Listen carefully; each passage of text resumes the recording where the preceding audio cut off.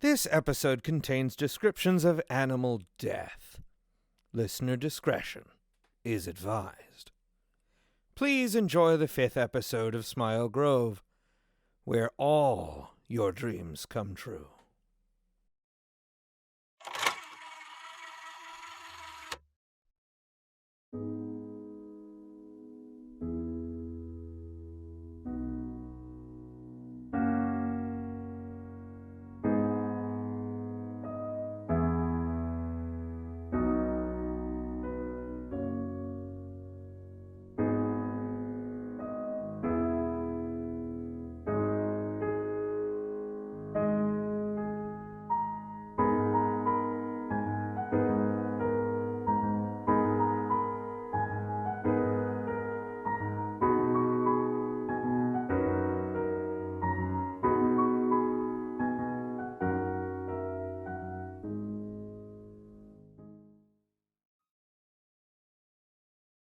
Storm, I sincerely believe you need to rest. You're acting more rambunctious than usual. I'm fine, totally fine, yeah, fine. You don't look it. Thank you, Colonel Obvious. Storm, can I talk with you alone, please? All right.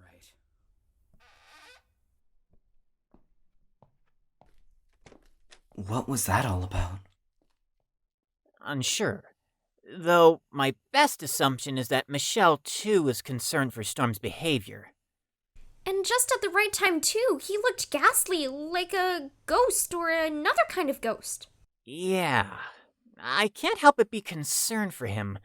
Why would he refuse to rest? Well, enough of that. I'm sure Michelle will sort him out. In the meantime, where was I with my story? Something about walruses? Oh, that's right. So I was at the NCAA Championship League when... Oh, hi, Madame DuPont. Hello, darling. So, lucky for you all, I'll be chaperoning while Michelle's occupied. Didn't you say you hated us last time? Oh, it's all water under the bridge. As long as that troublemaking Storm isn't around, I'm more than happy to chaperone. Not around. The incident with Storm is fairly serious, then, I take it. It's not within my interest to gossip. I pray you understand. In the meantime, it looks like we have you all scheduled for... well, I guess gym day today, given it was rescheduled last week. Any objections? Furthest thing from it. I love gym day. Been waiting on this for forever. All right then. Feel free to grab anything you'd like to bring outside. We might be misplaced for a while. Now everyone, stay safe and stay where I can see you. If you try and run off, I'd hate to be the one to retrieve you. Understood? Of course, Madame. Nothing like a blast of fresh vitamin D getting soaked into your pores. Yes, there's nothing quite like risking skin cancer for the sake of playing with... What even is that you're carrying? It's a ball? And a chew toy, too, supposedly. Just judging by the number of bites on it. Storm used to get a little antsy when he was outside too long. So, what are we playing? We aren't playing anything. You can do whatever pleases you, but I'm staying secure under this pavilion. You're no fun. Fine then, Nikolai, do you want to play catch? Please, please, please, please, please, please, please. Sure. I guess. Yay!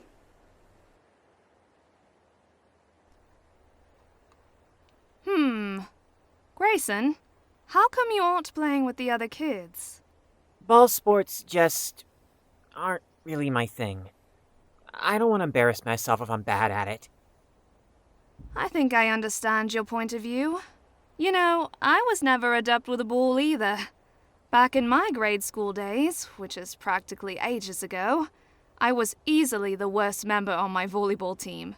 I was teased all the time for it, too. Those girls used to call me Slowpoke Sally. An infantile insult, really. But it used to wear me down. Sports are hard, and kids can be cruel about it. That's kind of comforting to hear. Oh, by the way, there is one sport I'm good at. Chess. I'm a Class B, but I'm working on improving my score in future tournaments.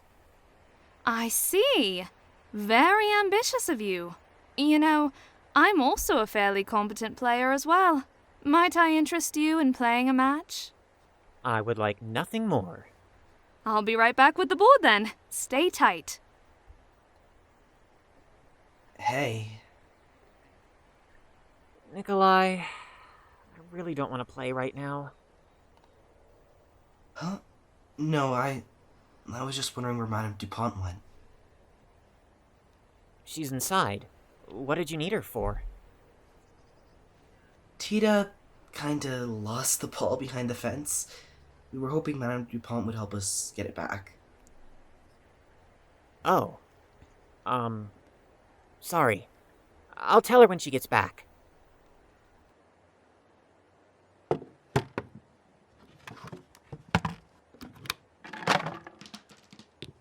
Left hand or right hand? I'll go with right. I found it tends to be the luckier hand. Luck isn't the decider of the game. Skill is. Nonetheless. Guess I'm black. Shame. I was hoping to go first. Ah, yes. Truly a shame. Pawn to e4. Interesting choice. Pawn to e6. What an interesting opening. How come you didn't choose to move your pawn 2 spaces? That's a riskier move. This way I can keep my more valuable pieces shielded from outside attacks. I see. Quite a defensive player. Must say, that isn't really my style. Pawn to d4. Fine then. Pawn to d5.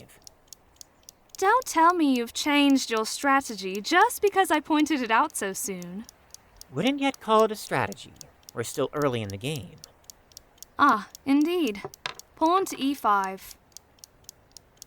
There's a certain beauty to chess, isn't there?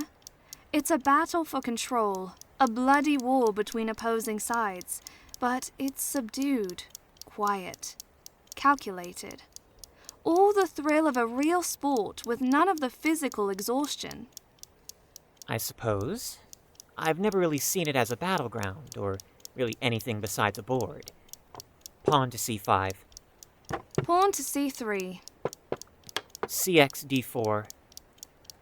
And so the first warrior falls. Or the first piece is claimed. But you didn't expect a move like that without retaliation, did you? Cx d4. And now we're even again. Bishop to b4. Check. So, how come you always feel so discouraged to try new things? You're more than comfortable pushing your boundaries, as long as it's relegated to this very board, but the moment you feel insecure, knight to c3. I feel perfectly secure both on and off this board, thank you. Knight to c6. If that's the case, what are you doing over here with me instead of playing with the other kids? Knight to f3. I'm just not interested in sports. They aren't stimulating enough for me. Knight to ge7. And chess is? What makes this any different from a sport of the ball-chucking variety? There's strategy, rules, ways to keep us grounded, ways to prevent violence. That's a fool's excuse. You know just as well as I that the real world can hold just as much strategy as the world on this checkered board. Bishop to d3. How so? Do you think the other sports compare? I mean, well, I have the opportunity. I might as well castle. Well, back to days from my own childhood.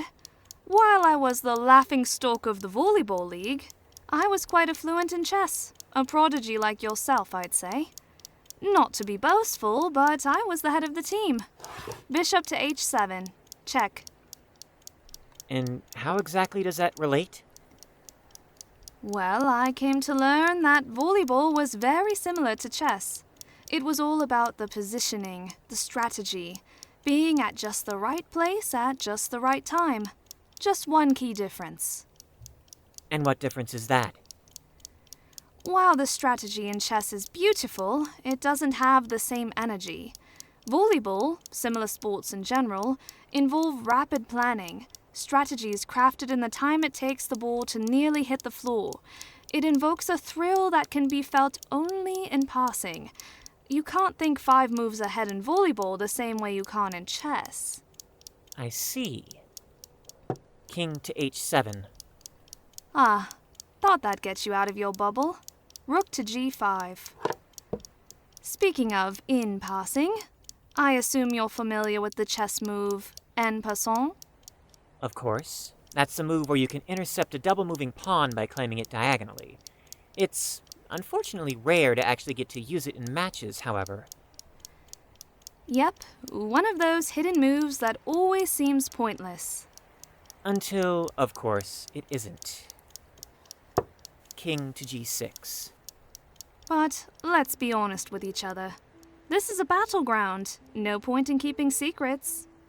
That's actually the optimal time to keep secrets. Regardless, Grayson, you know what I mean. You're afraid of failure. Excuse me? Pawn to h4. No. You're not just gonna say that and just leave it out to dry. What do you mean I'm afraid of failure? It's your turn. Knight to d4. I'll take your pawn. Now, tell me, what are you talking about? Well, you said it yourself, hadn't you? I'm embarrassed I'll be bad at sports or something. That... Well... I'm used to kids like you. Star children who have never been taught how to fail and are too afraid to learn. That's why you wanted to play chess, wasn't it? You wanted a game you thought you were sure to win. No comment. All right then. Feel free to withhold your comments. Queen to g4. Huh? What are you planning? Wouldn't be a good idea to share my secrets on the battleground, would it? Pawn to f5. Funny. Ever since I pointed out that move at the start, you've taken every chance you could to move your pawns double space. Oh, and while we're on the subject of secrets, mind telling me what you think about Storm? He's a worthless troublemaker. Someone not worth the time of someone like me. No. That's what people tell you to think. What people expect you to say. Pawn to h5. So, what exactly are you insinuating? King to h6. Oh, I'm not insinuating anything. I'm just curious about how you feel. I see those shining eyes when you look at him. If you're trying to hide something, you're doing poorly at it. Knight to e6. I'll take that pawn off your hands. Pawn to g5. So, what do you want me to do? Well, if I were you, I'd tell him how you feel. This facility is always changing. Who knows when he'll leave, when you'll never see him again. That is, of course, if you're not too scared of failing.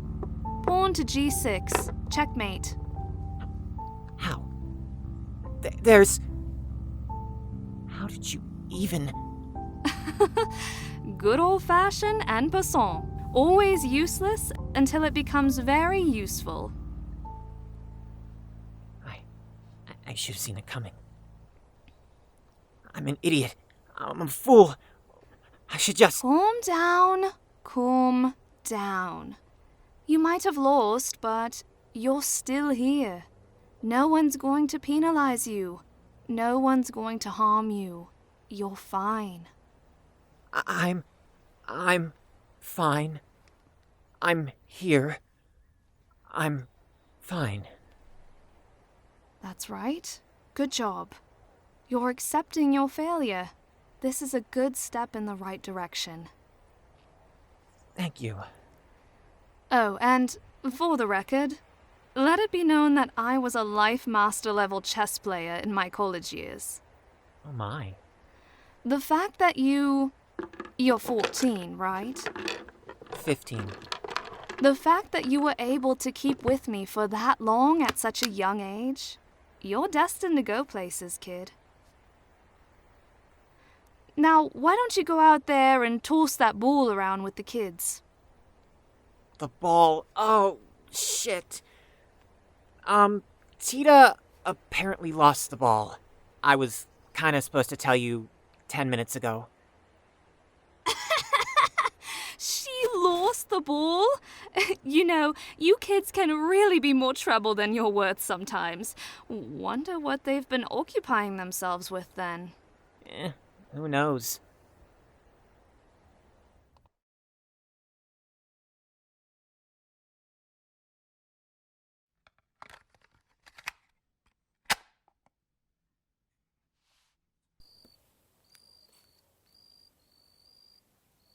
Hey, future me. Anything new happen with you today? Heh. Sounds like a handful. Today was a day of grief. Oh, I should probably start from the beginning. So while Storm and Michelle were doing God knows what, and Gray was playing chess, Tida and I were just kinda left to our own devices. We were playing catch, but when Tida was punting the ball to throw it, she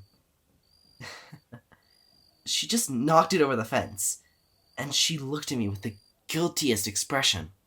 So, while we were trying to find something else to do, Tida stumbled across this salamander.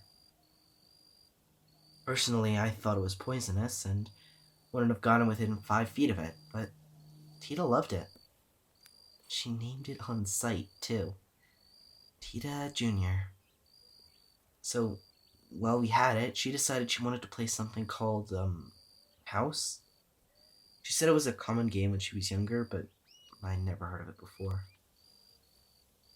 Oh, but, basically, it's where little kids pretend to be parents to either another kid or some other kind of object. Like, in this case, a salamander. It sounded like a silly gig, to be honest. I thought we were a bit old to be playing like that, but I didn't feel like saying anything. If it satisfies her, that's all that matters. Path of least resistance, right? Since she wanted to be the mother, and the salamander was obviously the baby, I was kinda expected to be the dad. I don't know why I expected a children's game to have a complete representation of the gender binary, but it felt kind of awkward. I'm not really good at playing the role. Didn't have the best role models as a kid. Thing is, she didn't really know either. So she was just working to collect more pine cones and decorations and stuff for the salamander's fort while I was caring for it. What counts as caring? Is it solely to nurture? To provide love and support? Or is it the superficial needs, providing for one's health and safety? Didn't get too much of the first one, did you? So I come back from a good 10 minutes of collecting pine cones, and Tita's just lying on the floor, bawling her eyes out, right next to, what used to be Tida Jr. I don't know what happened. She didn't tell me. She probably stepped on it or something, but she seemed traumatized, so we arranged a funeral for the salamander. Dug out a small grave, made a tombstone out of sticks, and gave our eulogies. And thus you see the futility of trying to get close with someone. In the end, every relationship, every single relationship, ends in sadness. Is that too cynical? This episode was written and directed by Oliver Shane and edited by A. Serenia Blight. The voice of Nikolai was Oliver Shane. The voice of Michelle was Emily Safka. The voice of Storm was Noah Bellichew. The voice of Tida was Alicia CZ. The voice of Gray was Kyle Wright. And the voice of Madame DuPont was special guest Melissa White. All original music in this episode was composed by Oliver Shane, and all audio design was edited by Oliver Shane. Smile Grove, a product of Isotopic Productions, is made possible by our loyal patrons, Blue Galaxy and Marie, as well as listeners like you. Thank you. Do you want to risk skin cancer to play with Storm's favorite chew toy? Consider checking us out on Patreon at www.patreon.com/isotopicproductions. Want to say hi, send art of our show, or talk with like-minded fans? Click the link in the show notes to join our public Discord server. And now, a Grover-approved message. Don't be afraid of the salamander. It doesn't bite nearly enough for that.